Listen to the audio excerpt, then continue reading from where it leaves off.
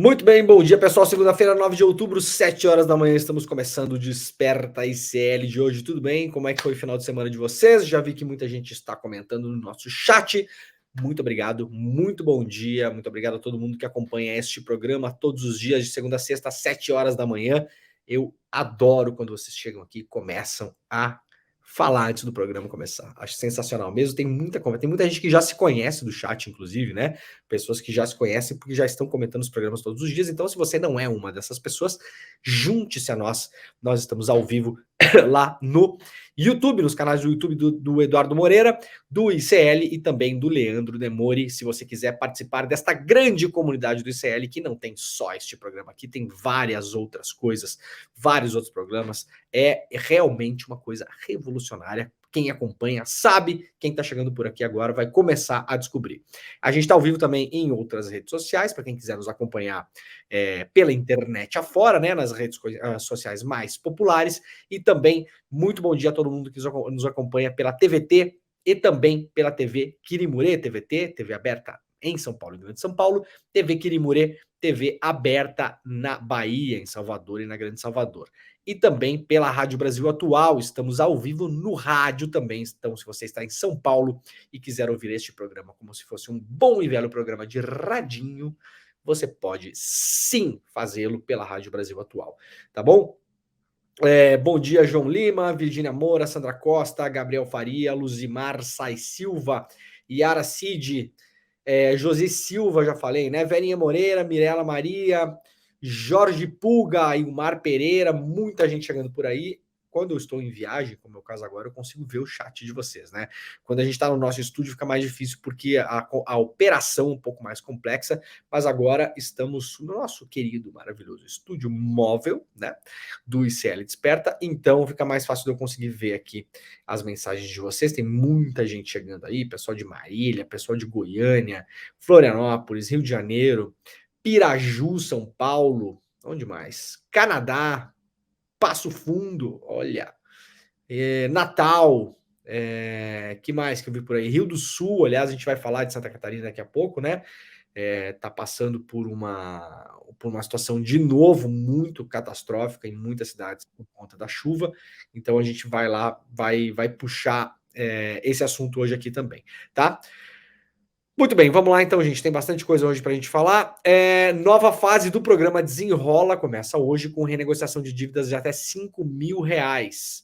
Atenção, quem está devendo na praça aí. Eu tenho divulgado esse programa aqui mais do que o governo federal, aliás, né? Porque esse programa é um programa espetacular, tem muita gente endividada. Eu acho ele um dos melhores programas de governo que eu já vi nesses meus alguns aninhos cobrindo, né? Governos. Então faço questão de divulgar aqui, não pelo governo, nem nada, para vocês, né? Para quem tá devendo na praça aí, fica de olho, porque esse programa é um programa que pode tirar o seu pé da lama e ninguém gosta de ficar com o pé na lama, né? Então, ó, a próxima etapa do Desenrola Brasil começa nessa segunda-feira com o lançamento da plataforma oficial do programa. Essa nova fase dá prioridade às renegociações de dívidas de quem deve até R$ 5.000. Mas que tem débitos acima desse valor e abaixo de 20 também pode aproveitar, tá? Quem tiver débitos acima de R$ 5.000, mas que for abaixo de 20 mil, dívida na praça, né? Também pode aproveitar o desconto médio, que em alguns casos chega a 83%. Tá? Em alguns casos, a redução pode chegar a 96%, diz o UOL. O 83% é o desconto médio. É alto pra caramba, hein? Ó, vou dizer que eu não sei se tá certo. Ó, eu não vou botar minha mão no fogo para esse desconto médio, tá? Vou chutar que não seja tanto assim, mas tudo bem, tomara que seja, né? Se você tem dívidas de R$ 5.000, você pode aproveitar esse programa. E quem tem dívidas até R$ 20.000 também, tá? Vai ter diferenças ali de negociação, mas você pode cair para dentro, tá? Todas as pessoas com renda mensal de até 2 salários mínimos ou inscritas no CAD único podem entrar nessa renegociação. Segundo o governo, essa etapa do Desenrola pode beneficiar até 32 milhões de pessoas. O programa vai priorizar as dívidas de até R$ 5.000 por devedor. Poderão ser renegociados débitos bancários e não bancários. Então, para quem está devendo, atenção, isso aqui é para renegociar o que você deve no banco, mas também contas, por exemplo, de luz e água, tá bom? Então, quem estiver devendo luz e água pode sim recorrer a esse programa. São contas contraídas de janeiro de 2019 até o final do ano passado, tá? Então tem uma limitação aí.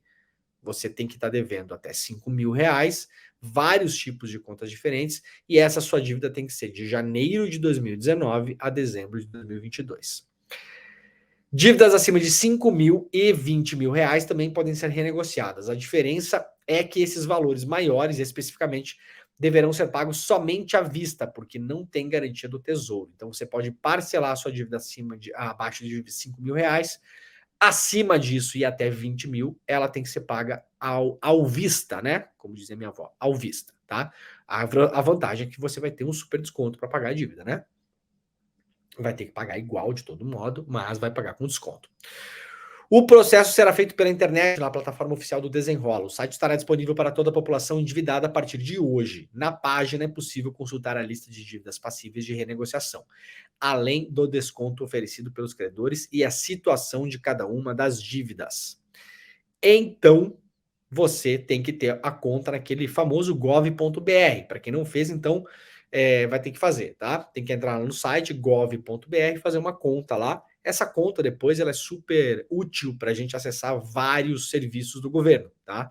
Então, quem já tem já sabe como funciona. Quem não tem, vai lá, faça o cadastro. É uma conta oficial do governo brasileiro. Isso aqui não é um site de empresa, né? É um site do governo. Você faz uma conta ali, vai fazer login possivelmente com o seu CPF, se eu bem me lembro, né? E aí, a partir do momento em que você já estiver conectado nesse site, você vai poder acessar a parte que fica o Desenrola e lá vai ter quais são as dívidas que você tem na praça, quais são as dívidas que você pode renegociar. Algumas não são renegociáveis porque as empresas não aceitaram, mas olha, gente, muita gente entrou no Desenrola, tá? Muita loja, muita coisa de comércio mesmo, de serviços entrou. Então você entra lá, você vai ver, tenho essas dívidas aqui, posso renegociar e em tese veremos como vai funcionar, porque eu não acessei o site ainda, então não vou dizer que está funcionando só porque tem, né? Só porque o governo está dizendo que vai, mas esperamos que funcione. Aí você vai entrar lá, você vai ver, em tese, é para a gente ver quanto a gente deve, para quem a gente deve e já qual a ideia de renegociação, porque as empresas já fizeram os matches delas ali, né? Você pode renegociar aqui, tem um desconto de 76% e vai parcelar em 8 vezes. Tá? Tô dando exemplo aqui, né? Simbólico para a gente entender.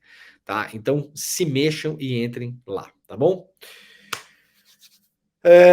Gente, isso aqui é a capa que eu estou mostrando para vocês aí do NSC Total, que é um site lá de Santa Catarina. Por quê? Porque realmente as chuvas não estão dando trégua em Santa Catarina. Já há problemas em vários e vários municípios. Eu mostrei, aliás, no final de semana, para quem me acompanha nas redes sociais, né? Vários vídeos, assim, situações muito, muito, muito complicadas, e a chuva não deve dar trégua em Santa Catarina pelos próximos dias. O rio atinge a marca histórica de 12 metros, diz aqui o NSC, inunda casas e deixa moradores ilhadas em Taió. Aqui a gente está falando, no geral, do rio Itajaí, que é o principal rio que passa por várias cidades ali, entre elas Blumenau, Rio do Sul, mas várias outras cidades, né? E os seus afluentes, tá? A questão realmente está acontecendo naquela região de Santa Catarina. Segundo a Defesa Civil, o nível superou a enchente de 2011, quando ocorreu a maior cheia da cidade de Taió, nesse caso é uma das cidades atingidas.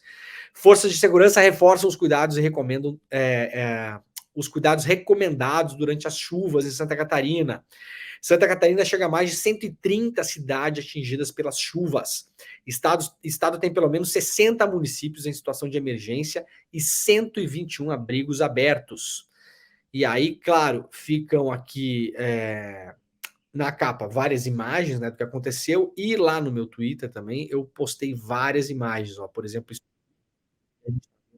é um dos afluentes, né, lá do rio Itajaí-Açu, né, vai parar essa água toda aqui foi parar no rio Itajaí, né? Aliás, o rio Itajaí é sul, ou o rio Itajaí ou o Itajaí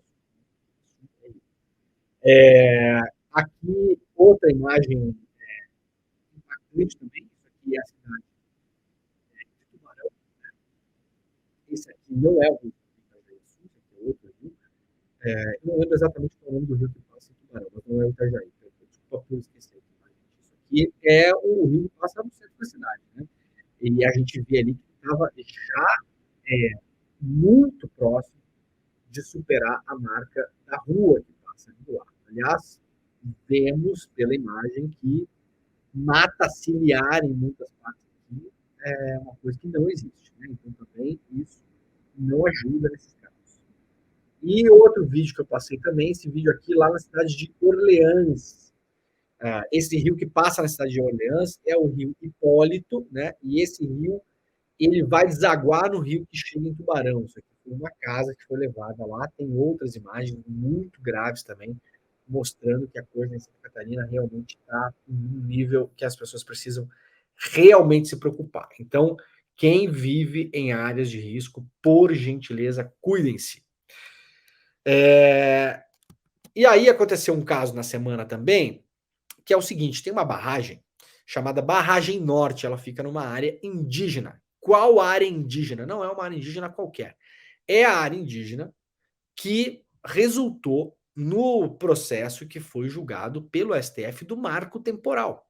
A área indígena Xoclen, que é uma área em Santa Catarina, nessa região onde estão acontecendo as chuvas. Então, assim, toda a discussão que nós vimos sobre o marco temporal aconteceu porque essa área era uma área que estava em disputa no processo, né? Então, foi a área em disputa usada para ter aí a repercussão que a gente teve no Brasil sobre o marco temporal. Muito bem, tem uma barragem nessa área. Eu tenho acompanhado a questão das chuvas todos os dias. Quem acompanha o programa aqui sabe que eu tenho dado notícias sobre isso todos os dias.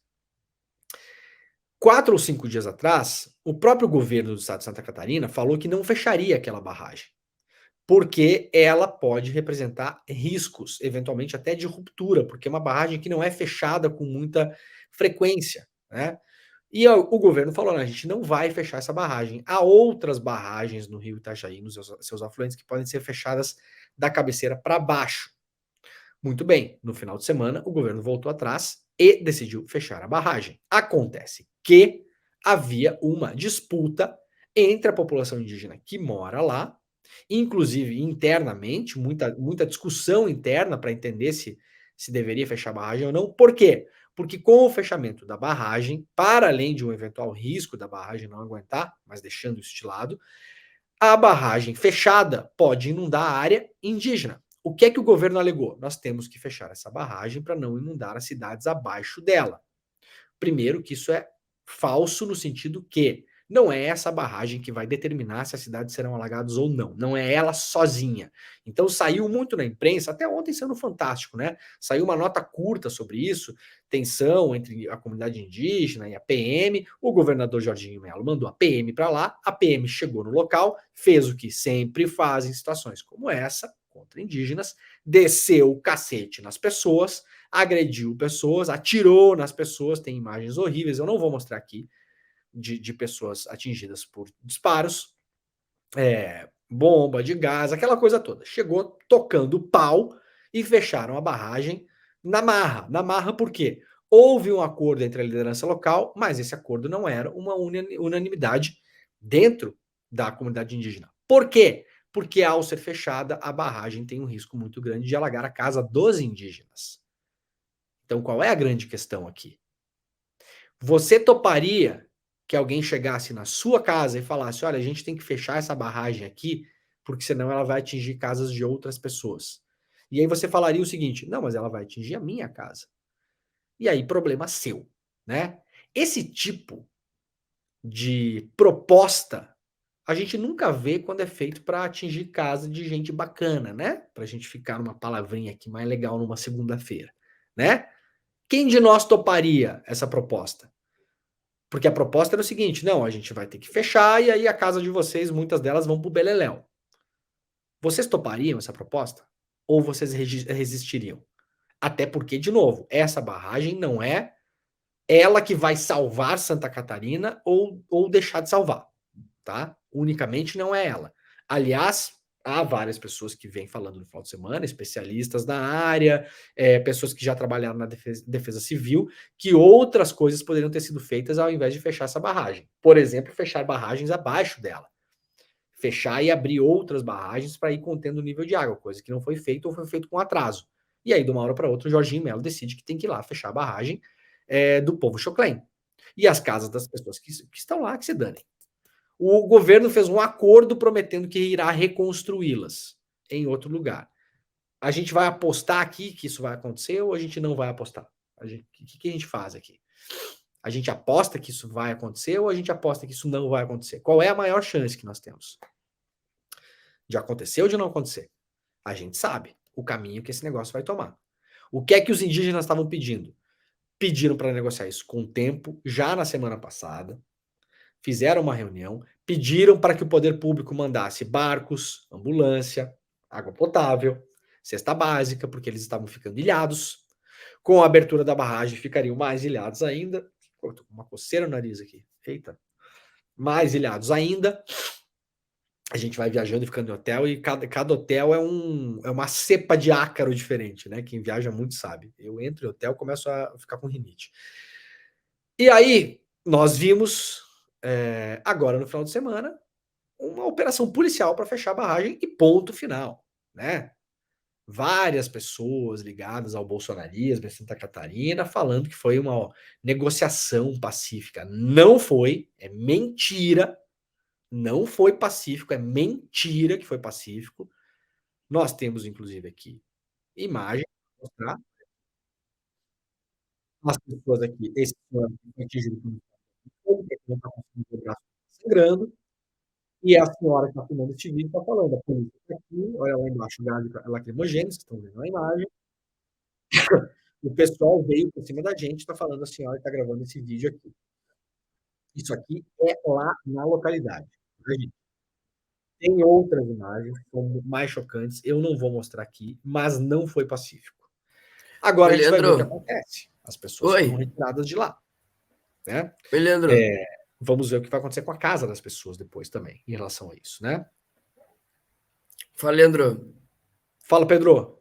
Só queria te dizer que quando tu for passar ali o vídeo, se tiver mais vídeo para passar pra galera, tu passa e depois tu fala, tá? Porque às vezes tu Ah, fala em tá bom. cima e Tá tá pegando o picotando áudio teu aí? áudio, tá? Ah, achei que tava sem Ah, áudio. Ótimo, beleza, obrigado. tá? Então Valeu. vamos ver o que acontece agora, né? Como eu falei, possivelmente as casas dessas pessoas serão alagadas.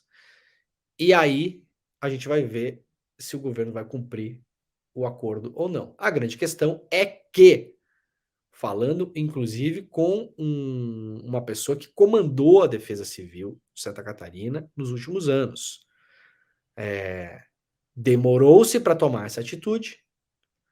A negociação com a comunidade indígena foi feita de um jeito péssimo e, em um ato de desespero do governo, de uma hora para outra decidiram fechar a barragem de qualquer jeito. E para isso tiveram que mandar a polícia para cima, né? Se essa barragem fosse numa cidade que não fosse numa área indígena, e se ao ser fechada ela fosse alagar várias casas ali, eu duvido que essa proposta seria feita.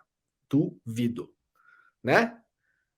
Numa extrapolação rápida aqui para a gente mudar de assunto, o Jorginho Melo ou qualquer outra pessoa responsável por isso não chegaria numa cidade como Blumenau e falaria: Blumenau, vamos fechar uma barragem aqui e alagar o centro de Blumenau, porque senão essa água aqui vai alagar casas em outras cidades. Eu posso imaginar que as pessoas de Blumenau não aceitariam. Mas como é a aldeia indígena, né? Aí os caras vão lá, fazem a proposta que quiser, né? E se não aceitar também, manda a polícia e manda fazer com polícia. Então a proposta é quase uma negociação para não dizer que a gente não está falando com vocês, a gente vai fazer uma negociação aqui, né? E aí foi do jeito que foi. Muito bem, hoje a manchete, claro, de todos os jornais, de todos os portais do mundo, né? Terceiro dia com mais de 1.000 mortos, Israel põe 100 mil soldados perto de Gaza. Essa manchete é ruim porque dá a entender que são 1.000 mortos de Israel, né? Está misturando uma coisa com a outra. A cobertura, gente, olha, eu tenho anos suficiente de profissão para falar isso com a maior tranquilidade do mundo em relação a esse caso. já acompanhei como jornalista. Eu só tenho essa cara de novinho, tá? Mas eu tô trabalhando nesse negócio desde 1997. Então não é pouco tempo, não. Tá? Mal existia internet naquela época.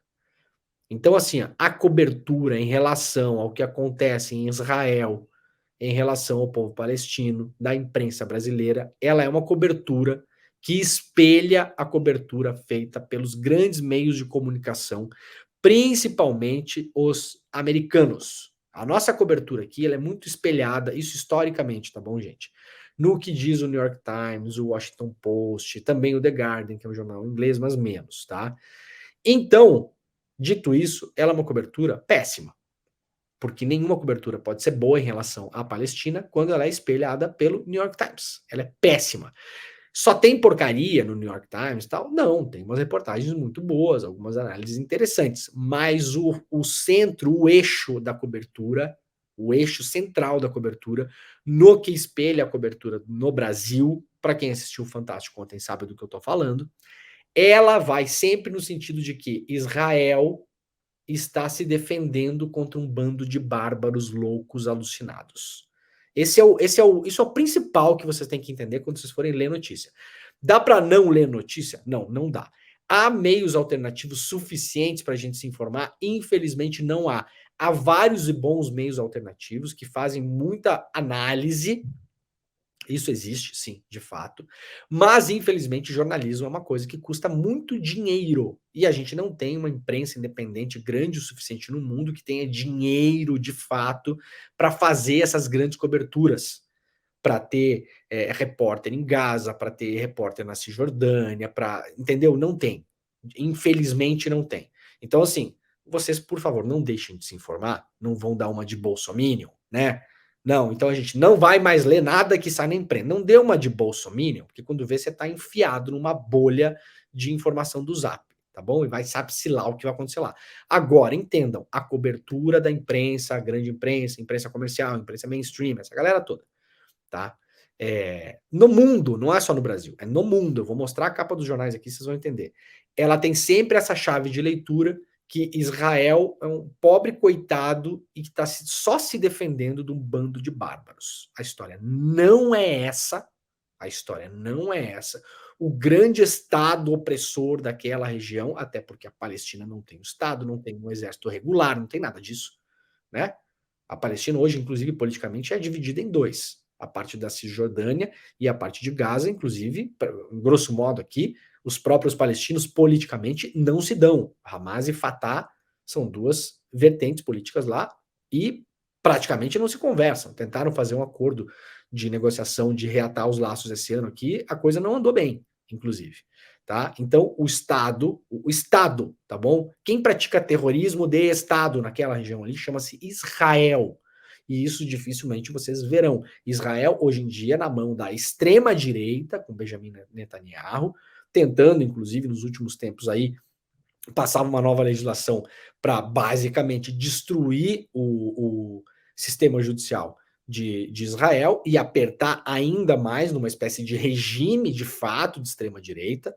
Israel hoje é controlada por essa galera e é um país financiado também, tem o backup ali dos Estados Unidos e da Europa, né? Principalmente dos Estados Unidos, muito defendido historicamente pelos Estados Unidos, e é um Estado que sequer respeitou as fronteiras que foram criadas, tá bom? Lá no final, no pós-Segunda Guerra Mundial, sequer respeitou essas fronteiras, criou o seu próprio Estado e começou a comer o território do que seria um Estado palestino. Hoje há centenas de assentamentos ilegais na Cisjordânia. O que é assentamento ilegal? Israel foi lá e construiu como se fossem bairros privados, tá, gente?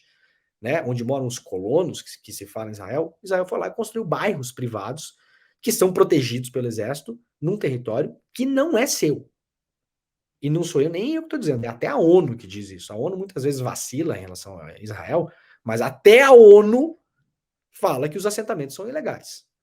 Né? Então, isso vocês não verão, tá bom? Dito isso, a gente vai ler as notícias como elas estão escritas, para a gente entender também um pouco do que está acontecendo nesse terceiro dia, né, desse conflito. O conflito entre Israel e o grupo extremista Hamas, né? Vocês já vão vendo um pouco assim. Estou dizendo que o Hamas não é extremista? Não, não estou dizendo. O Hamas é extremista, sim. Isso é indiscutível, né? O Hamas é um grupo que vai ao extremo para combater Israel. Vai ao extremo, inclusive com uso de armamento. Então não dá para negar que o Hamas seja extremista. Mas o conflito entre Israel é o quê? Israel hoje é um estado que promove o apartheid, invasão de casas, cimenta fonte de água, né? Rouba território que não é seu. Então, o que Israel é? Se você está identificando o Hamas aqui, o Hamas é um grupo extremista. Israel é o país hoje, o regime, o quê? Então, vejam assim, são detalhes, né? Mas Israel entra de modo neutro e o Hamas não. Poderia a frase poderia ser simplesmente assim: o conflito é entre Israel e o Hamas. Não, mas o conflito é entre Israel e o grupo extremista Hamas. Sacaram? Isso espelha muito se vocês forem ler o New York Times, o Washington Post, vocês vão ver, gente, é o mesmo tom, mesma coisa. Entrou no terceiro dia na segunda-feira, com Israel reunindo mais de 100 mil soldados da reserva perto da faixa de Gaza, território palestino, de onde partiu o ataque de sábado. Território palestino, que não há aqui na matéria, é importante saber, que é cercado por Israel e sofre, de fato, ali uma situação de gueto, né? As pessoas estão ali trancafiadas naquela área ali, passando tudo que se pode imaginar, de falta de água, luz, até bombardeios frequentes nos últimos todos os anos de Israel em cima daquele lugar lá. É um gueto, é uma situação de apartheid. Isso tudo vai ser difícil vocês verem nas matérias, tá? As matérias pseudo-neutras que a gente vê na imprensa, né?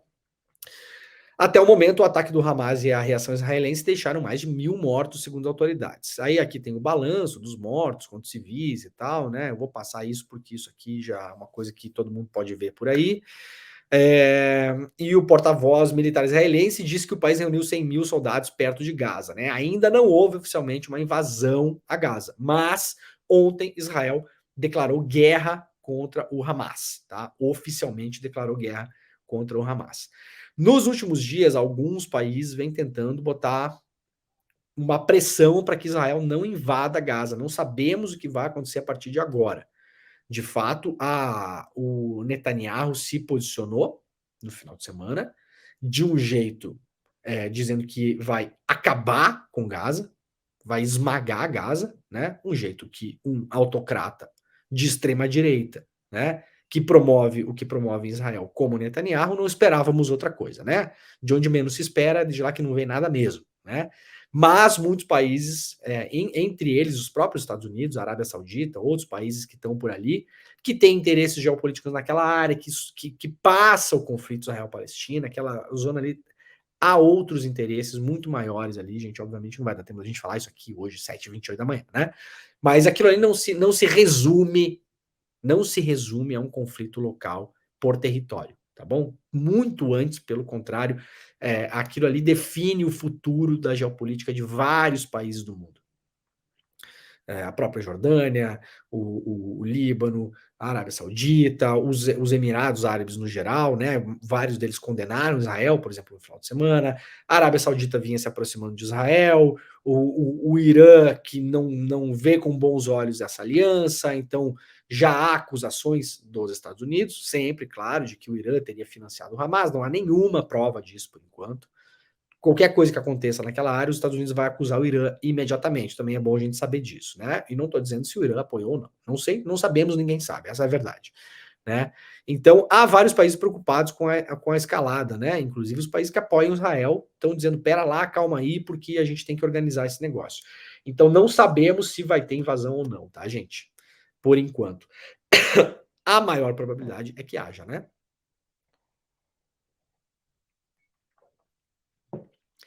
Itamaraty informa que o número de brasileiros desaparecidos em Israel subiu para 3, trazem aqui os colegas do DCM.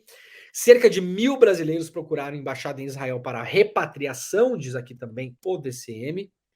E uma notícia nesse final de semana, também trazida pelo DCM, que a China está pedindo pela criação do Estado palestino.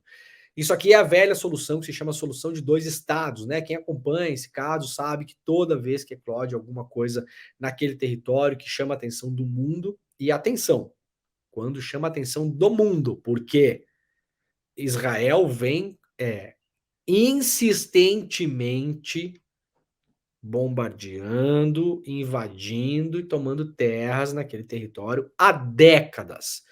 Eventualmente, como é agora, nós estamos aqui no Brasil falando sobre isso, mas isso porque é um evento extraordinário. O que o Hamas fez é um evento de fato extraordinário. Nunca tinha acontecido em toda a história de Israel um ataque desse tamanho, dessa importância, como está rolando agora. É por isso que a gente está falando nisso. Agora, bombardeamento, ataque em campo de refugiados por parte de Israel contra os palestinos, tomada de território, tomada ilegal de território, expulsão de pessoas, Gaza bombardeada. A gente vai mostrar um vídeo aqui de 2021. Acontece a toda hora, né? E aí sempre vem qual é a solução? Qual é a solução? Eu vou trazer para vocês aqui rapidamente a solução que a China propõe, que é a solução que vários países propõem, inclusive o Brasil, né? Que é a chamada solução de 2 estados. Um estado de Israel, que já está lá montado, e um estado para a Palestina. Essa solução não é nova, né? Essa solução ela foi votada em uma resolução da ONU em 1947. Qual o problema disso? Qual o grande problema disso? Primeiro que tem toda a questão colonial dos ingleses lá. Quem estava naquela área na época eram os ingleses, com a administração colonial deles, né? Tinham tomado aquele território do Império Otomano com o final da Primeira Guerra Mundial. Termina a Primeira Guerra, aquilo lá no Império Otomano. Os ingleses tomam aquele negócio, os ingleses e os franceses, mas os ingleses que ficam com aquela parte ali. Tomam aquele pedaço e colocam ali a administração colonial. Isso aí, tô falando Primeira Guerra Mundial, né, gente? Lá no começo do século XX. Aí, o tempo vai passando, vai passando, vai passando. Vamos fazer um pulo rápido aqui, para a gente só pegar os pontos principais, para a gente não ficar perdido na história também, tá? Quando a ONU toma uma decisão de criar os 2 estados, né? Fala, não, então aqui tem que ter um estado palestino e um estado judaico, né?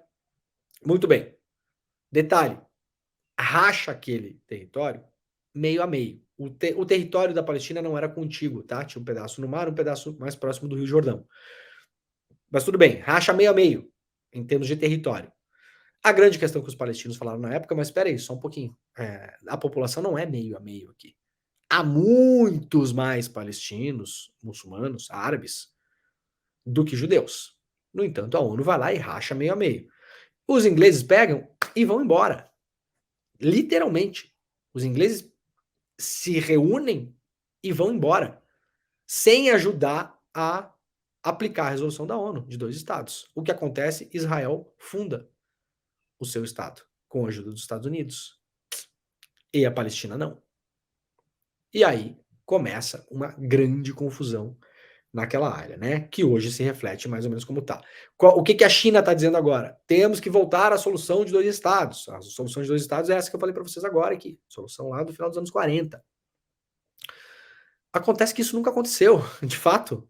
E quanto mais o tempo passa, mais Israel toma terras que não deveriam ser suas. Então, como será essa solução de 2 estados? Israel aceitaria isso? Mandaria todos os seus colonos embora da Cisjordânia, por exemplo, para ficar em um exemplo? Difícil a gente imaginar, né? Que isso possa acontecer.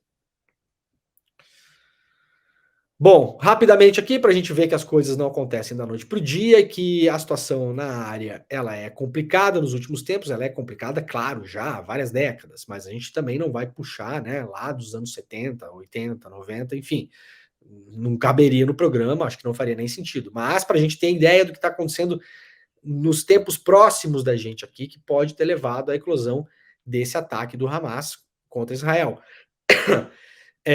Tivemos este ano, no começo de julho, a destruição de um campo de refugiados em Jenin, foi uma coisa que virou, inclusive, assunto na imprensa mundial, né? Não dessa monta, mas temos aqui, inclusive, matérias em português, então, assim, não foi um dia a dia normal.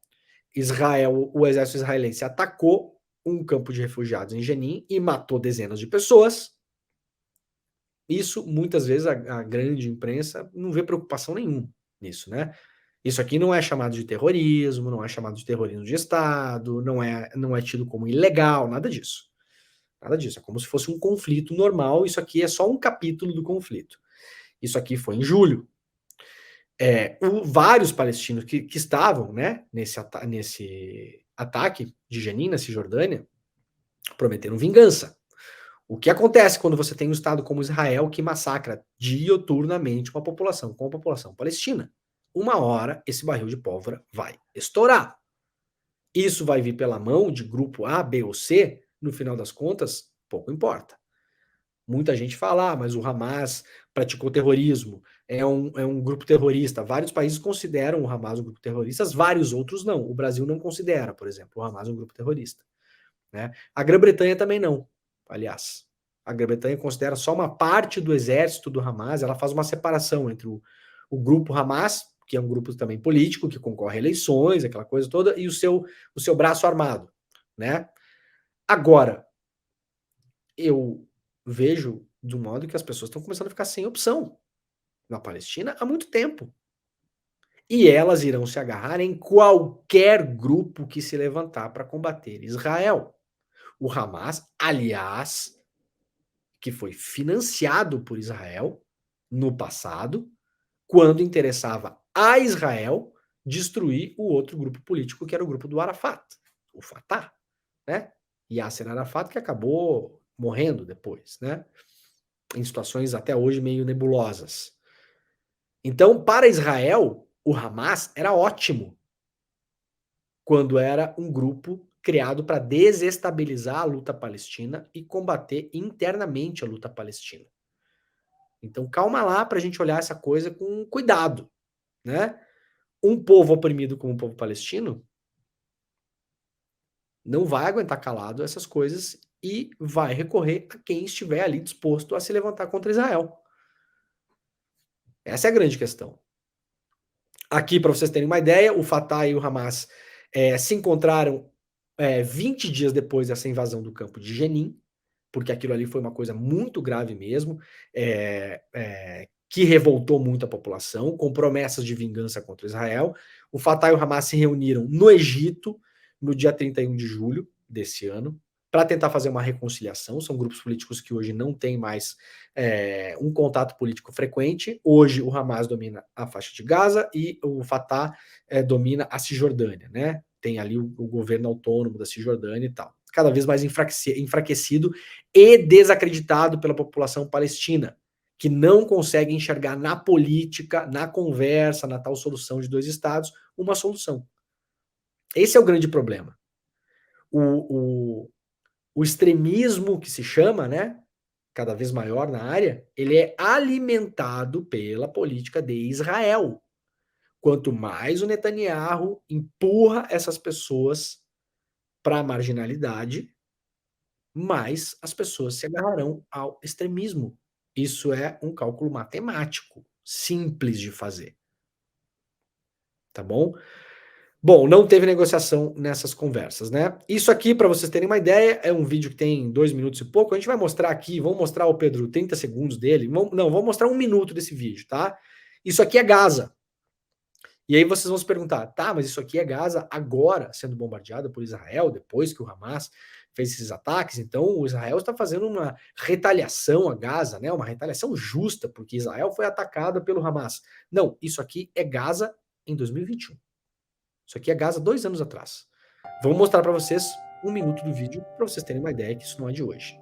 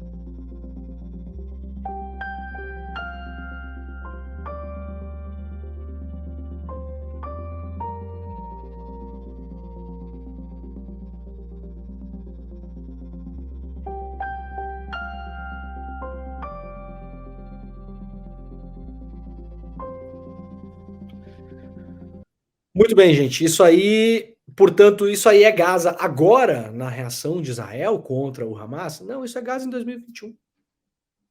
2021. Para encerrar esse assunto, responda você aí na sua casa, que está assistindo o programa, se você morasse nessa área e fosse constantemente humilhado, assassinado, seus familiares assassinados, seus amigos assassinados, espancados, sequestrados, Israel fosse lá, cortasse água, cortasse luz, você ficasse no escuro, vai, volta, bloqueio marítimo, bloqueio terrestre, cerca, muro, documentação para entrar, documentação para sair, se vocês iam ficar de boaça esperando a política resolver a tal da solução dos dois estados. Essa é a grande resposta que a gente tem que ter hoje, né? Ou se vocês, como população, se agarrariam em qualquer pessoa ou grupo que se levantasse contra Israel. Perguntem-se se essas pessoas têm opção ou não têm opção. Essa é a grande questão a ser respondida. Eu adoraria uma solução pacífica, tudo, aquela coisa. Eu sou um pacifista, o cara que gosta da política, que acredita na política. Agora, é duro fazer as pessoas que estão lá nessa situação desse vídeo que eu acabei de mostrar. Isso é um vídeo de 2021, após um bombardeio de Israel a Gaza. É duro a gente fazer essas pessoas acreditarem, a gente aqui longe, né, achar que nós temos uma solução para isso. Muito bem, para vocês terem uma ideia, isso aqui é a capa dos jornais, né? A capa dos jornais internacionais, a capa do New York Times, Israel fights, né? Israel luta para recapturar cidades, enquanto teme que o número de pessoas sequestradas, no caso pelo Hamas, cresça. Tá? Isso aqui é a manchete do New York Times. Vocês vejam aqui a contagem dos mortos, né? Passam de 1.100 Israel e Gaza. A gente sempre vai ver um tom de cobertura que é um tom pró-Israel. Mesmo que tentem fazer uma coisa mais neutra e tal, não é isso que acontece, né? Porque essa recaptura de cidades, por exemplo, muitas delas estão em território que não deveria ser de Israel. Isso nunca é colocado aqui em discussão pelos grandes jornais. E nunca será, esqueçam, tá? Aqui fala sobre os terroristas, sobre infiltrados, aquela coisa toda. Vamos olhar o Washington Post. Israel. Já mudou a manchete, que estava com outra manchete. Aliás, entrou agora, ó. Israel ordena, né, a invasão de Gaza, né? É isso? Vamos clicar aqui, porque isso aqui mudou agora, gente, tá? Ó, primeira mão para a gente saber aqui. Isso aqui é um live update do Washington Post. Então, a princípio, o Israel ordenou a invasão da faixa de Gaza, tá? Eu não quero dar uma notícia errada para vocês aqui. Eu tô clicando nesse exato momento na capa do Washington Post, tá? A princípio é isso, viu, gente? A princípio é isso. Então, aquilo que a gente imaginava pode, de fato, agora estar sendo colocado em marcha. Ontem já tinha vídeo de vários caminhões do exército israelense, né? Que, aliás, para quem gosta de semiótica e do uso das palavras e tal, né? O exército de Israel é chamado de Defense Force, né? Força de defesa. É bom a gente saber dessas coisas também, né? É como se Israel nunca perpetrasse ataques, né? Qual o nome do seu exército? O nosso exército, o nome dele é Israel Defense Force, né? É a nossa força de defesa. Então vocês estão sempre sendo atacados. Sacaram como as palavras falam muito mais do que a gente imagina, né? O que é absolutamente falso, o exército de Israel ataca. Sim, sim. Com muita frequência. Bom, essa é a manchete do Washington Post. Deixa eu ver se vamos ver ao vivo aqui, ó, se o New York Times já mudou. Aqui, ó, acabou de mudar a manchete do New York Times também, então, tá, gente? Pegamos ao vivaço manchetes de New York Times e Washington Post mudando neste exato momento. Israel, então, ordenando a complete siege of Gaza, né? Uma incursão, né? Uma completa incursão. Então, possivelmente vai rolar uma invasão a Gaza e a gente vai ver cenas muito, muito feias nos próximos dias, infelizmente. Ontem o Netanyahu falou para as pessoas que moram em Gaza que elas devem sair. Eu pergunto para o Netanyahu onde elas devem ir. Devem ir para sua casa, Netanyahu? Né? Para onde elas vão? Exatamente. Elas saem nadando no mar? Até onde? Vocês conseguem entender o absurdo disso? Gaza é um campo de refugiados cercado. Basicamente é isso, aquilo ali. É um gueto. Gaza é um gueto. Nos moldes daqueles que a gente viu na história. As pessoas vão fugir para onde? Muito bem. Vamos ver se os jornais europeus mudaram a manchete também, porque não era essa que estava no ar antes, né? Vamos ver aqui no La República. Sirene em Tel Aviv, explosão em Jerusalém, o exército recruta 300 mil reservistas em 48 horas. Não mudou ainda. A manchete do La República segue a mesma. Vejam de novo, né? O tipo da cobertura, né? Sirene em Tel Aviv, explosão em Jerusalém, né? É sempre de um ponto de vista de que Israel é a grande vítima dos ataques desses bárbaros horríveis que estão ali por acaso, né? O Correio de la Sera também estava com uma manchete antes que não era sobre invasão de Gaza. Sirene em Jerusalém, bom, mesma coisa, está igual do La República, né? Aliás, os jornais italianos estão cada vez mais iguais, eu estou desconfiando que estão sendo editados pela mesma redação, quase. Bom, é isso. O Jamil Chad trouxe um artigo interessante hoje lá no UOL. O mundo vive recorde de pessoas afetadas por conflitos e diplomacia fracassa. Nos primeiros dias de 2023, numa reunião fechada na ONU, uma alta funcionária da instituição alertou aos governos que estavam na sala. A própria razão de ser da entidade da ONU estava ameaçada. O motivo: nunca, desde a Segunda Guerra Mundial, o planeta viveu tantos conflitos armados como hoje. No total, 2 bilhões de seres humanos vivem em situação de guerra, o que representa 1/4 da humanidade. O alerta foi feito por Amina Mohamed, subsecretária-geral da ONU, numa constatação que deixou negociadores e diplomatas constrangidos. Esse, de fato, é o mundo que a gente vive hoje, né? Artigo do Jamil Chad lá no UOL. Bom, vamos lá, gente. Vamos mudar de assunto um pouco. Lula deve protelar indefinidamente indicação para PGR. O presidente Lula deve protelar indefinidamente a indicação do novo Procurador-Geral da República.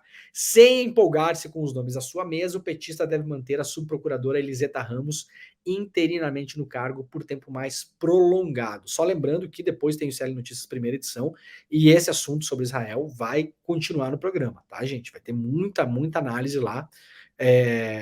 Conversa com especialistas também, então fiquem ligados por aí. Na avaliação de ministros do núcleo do governo, a interinidade e a esperança de permanecer no cargo farão com que Eliseta Ramos tenha uma atuação moderada, apesar do perfil dela tido como conservador. A Eliseta Ramos, que hoje está no lugar do Aras, o Aras pegou o boné, vocês sabem, foi embora, né? Augusto Aras.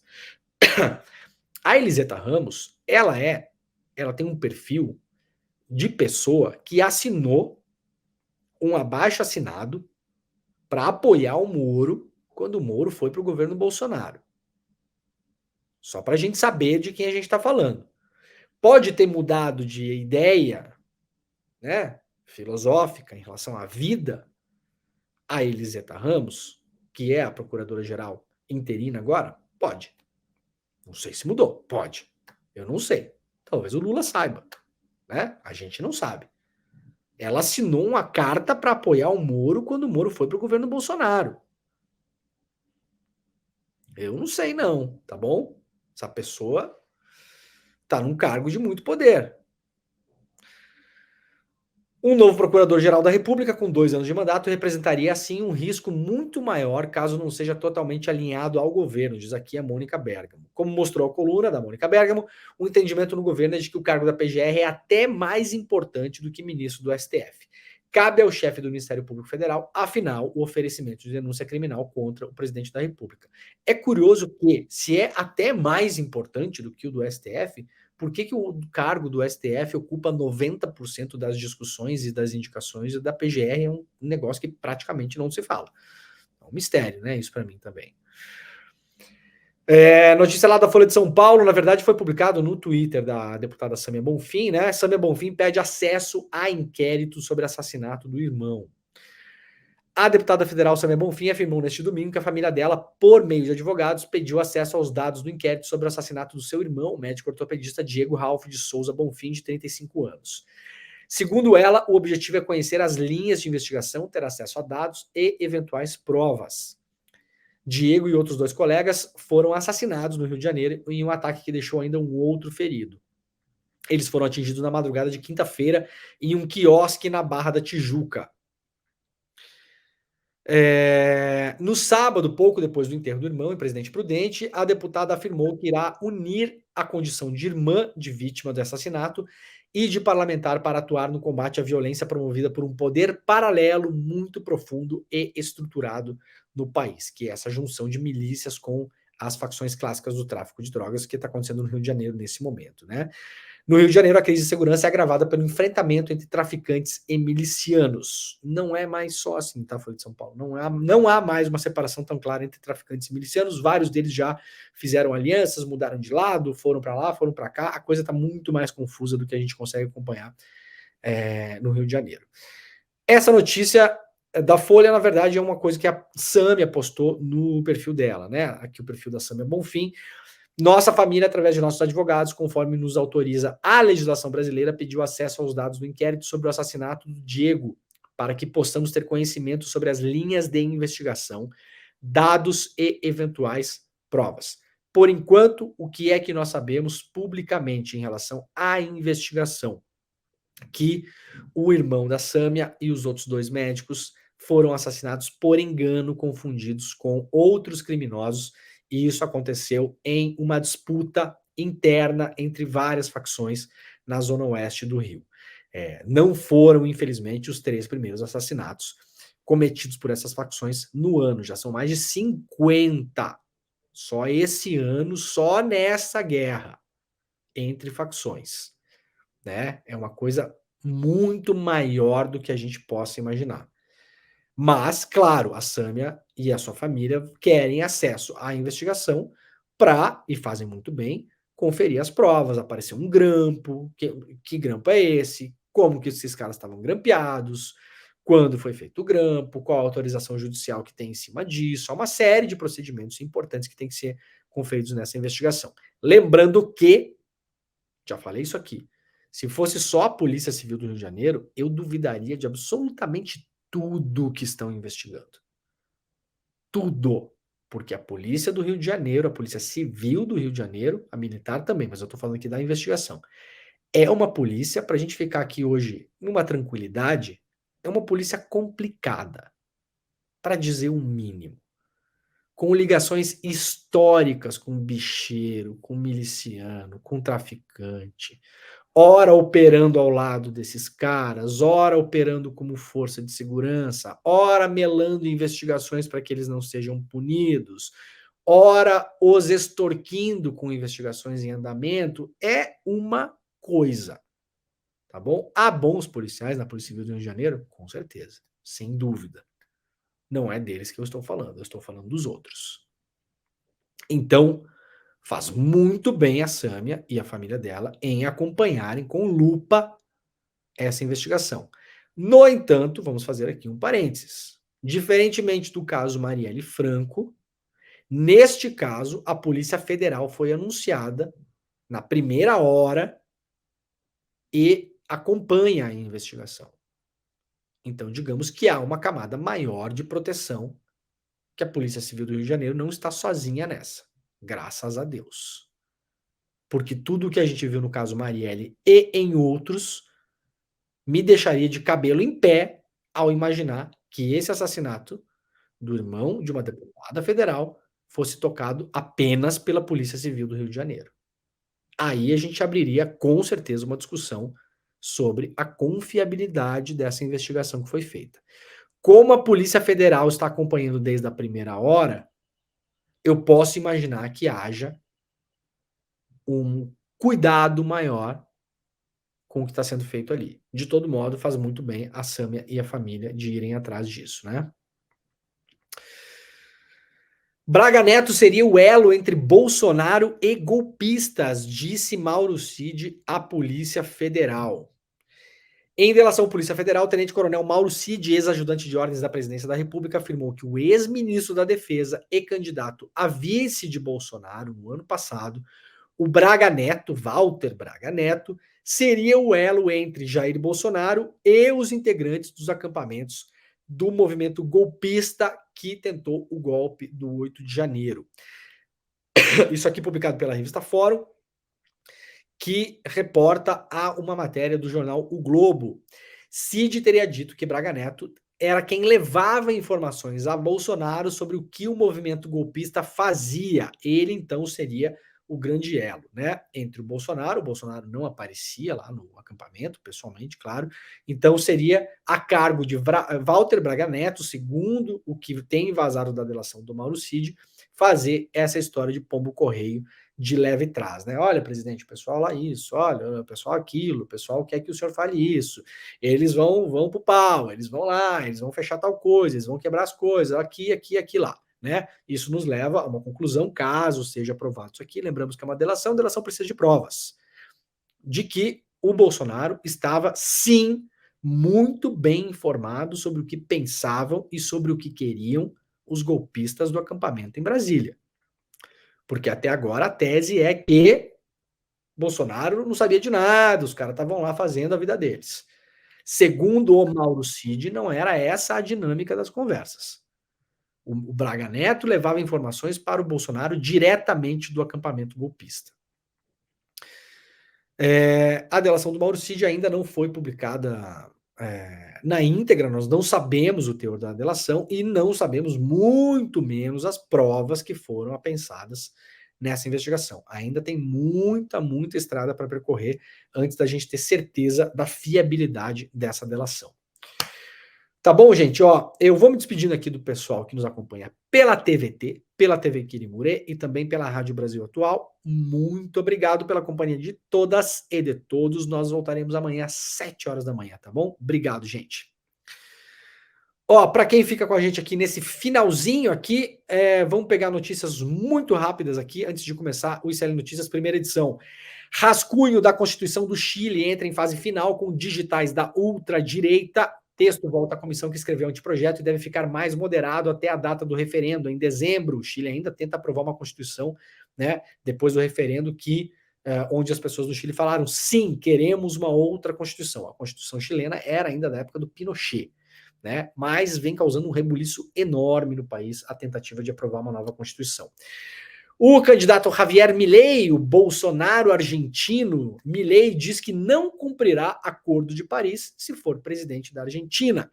Acordo de Paris trata das mudanças climáticas. Por acaso, é a mesma coisa que o Trump e que o Bolsonaro falavam, mas ainda há gente, hoje já minoritários, né?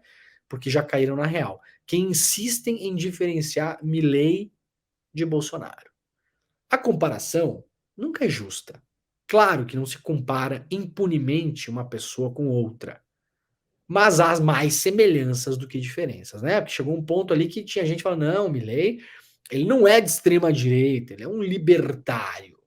Bom, aí começou a campanha na Argentina mesmo, e toda a frase que o Milei fala já esteve na boca do Bolsonaro. Então a gente chega a um acordo aqui, ou o Milei e o Bolsonaro são de extrema direita, ou o Milei e o Bolsonaro são libertários. E aí o Bolsonaro não é mais de extrema direita, porque eles falam exatamente as mesmas coisas, né? Então o pessoal das ciências sociais, da política, tem que também, acho que a gente tem que dar uma atualizada no vocabulário aí, porque parece que a gente está preso numa era que não existe mais no mundo, né? Isso aqui é a capa do Guardian, já mostrei para todos vocês, e agora é isso que tínhamos para hoje. É isso, gente, ó. Muito obrigado pela companhia de todos e de todas. Está começando agora esse ICL Notícias, primeira edição. Claro, essas notícias serão comentadas lá, não todas, porque aqui a gente faz um apanhado muito maior, né? Não dá tempo de fazer tudo isso depois no N1, mas claro que o assunto sobre a Palestina vai voltar à pauta no N1 e não só, fiquem ligadas, fiquem ligados no ICL, porque aqui vocês verão uma cobertura com texto e com contexto, colocando as coisas na mesa como elas estão, de fato, e não uma cobertura que é uma réplica do que faz o New York Times, que é basicamente o que a imprensa brasileira faz, no geral, tá bom? Quem viu o Fantástico ontem viu como foi, né? Não se falou em Palestina. Simplesmente não existe Palestina na edição do Fantástico de ontem. É uma vergonha o que fez o Fantástico ontem. Uma vergonha. Então, aqui no ICL vocês verão algo muito diferente disso, tá bom? Nós voltamos amanhã às 7 horas da manhã. Muito obrigado a todos, a todas e tchau. A liberdade de imprensa é que garante acesso a informações que não são contadas de uma forma natural, né, pelos seus atores. Ela faz parte da democracia, caminha lado a lado com quem quer progresso, com quem luta por direitos, porque a liberdade de expressão garante essa pluralidade de informação. Ela te dá acesso a conteúdos que provocam uma reflexão, né, na sociedade. A liberdade de expressão precisa ser garantida com todo o respeito e com toda a verdade possível.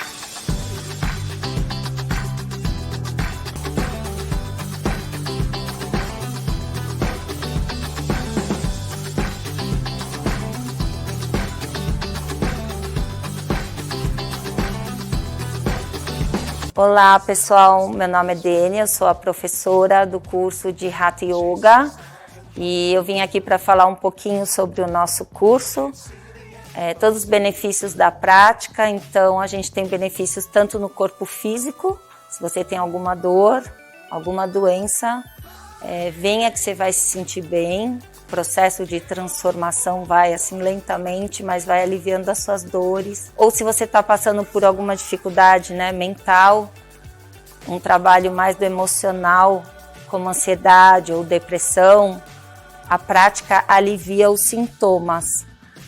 Então acessem aqui e participem do curso.